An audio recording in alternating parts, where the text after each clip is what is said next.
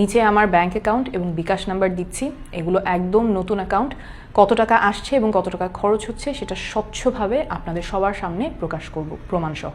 ঢাকা ৯ আসনের সংসদ সদস্য প্রার্থী ও জাতীয় নাগরিক পার্টির সিনিয়র যুগ্ম সদস্য সচিব ডাক্তার তাসনিম জারা সামাজিক যোগাযোগ মাধ্যম ফেসবুকে নির্বাচনের জন্য সাধারণ মানুষের কাছে খরচ চেয়ে সরাসরি আবেদন জানিয়েছেন। সোমবার ২২ ডিসেম্বর নিজের ভেরিফাইড ফেসবুক পেজে একটি পোস্টে তিনি তার বিকাশ পার্সোনাল নম্বর এবং ব্যাংক অ্যাকাউন্ট নম্বর প্রকাশ করে নির্বাচন খরচের জন্য অনুদানের অনুরোধ করেছেন।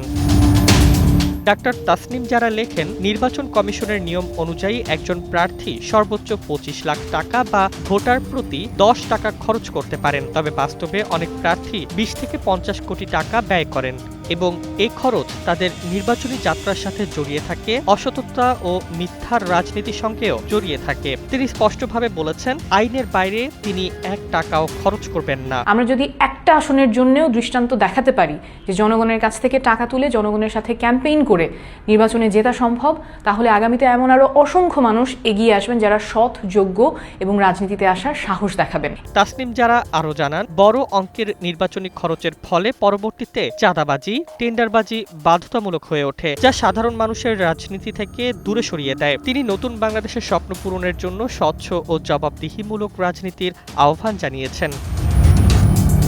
প্রার্থী হিসেবে তিনি মোট ৪৬,৯৩,৫৮০ টাকা নির্বাচনী খরচের স্বচ্ছ হিসাব জনগণের সামনে উপস্থাপন করবেন বলে প্রতিশ্রুতি দিয়েছেন। তিনি তার নতুন ব্যাংক অ্যাকাউন্ট এবং বিকাশ নম্বর দিয়ে অনুদানের জন্য হাত প্রসারিত করেছেন।